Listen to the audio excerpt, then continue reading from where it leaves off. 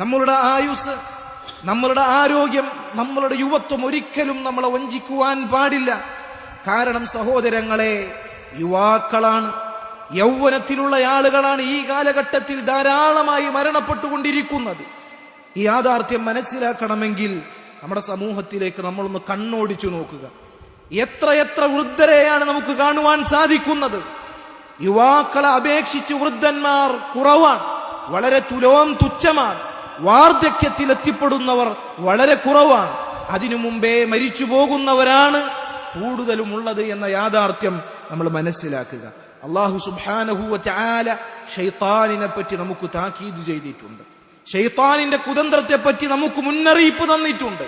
ശൈത്താൻ, അവനെ കുറിച്ച് അല്ലാഹു പറഞ്ഞു, യഇദുഹും, ശൈത്താൻ മനുഷ്യന്മാർക്ക് ഒരുപാട് വ്യാമോഹങ്ങൾ അവരുടെ മനസ്സിലിട്ടുകൊടുക്കും. വയുമന്നീഹിം, ദുനിയാവിനെ കുറിച്ചുള്ള ആഗ്രഹങ്ങൾ ഒരുപാട്, ഇനിയും ഇവിടെ ജീവിച്ചു കളയും എന്ന ആഗ്രഹങ്ങൾ മനുഷ്യന്റെ മനസ്സിലേക്ക് ശൈത്താൻ ഇട്ടുകൊടുക്കും. വമാ യഇദുഹുമുശ് ശൈത്താനു ഇല്ലാ ഗുറൂറ, അത് ശൈത്താനിന്റെ വഞ്ചനയല്ലാതെ മറ്റൊന്നുമല്ല എന്ന് അല്ലാഹു സുബ്ഹാനഹു വ തആല നമുക്ക് ഓർമ്മിപ്പിച്ചു തരികയാണ്.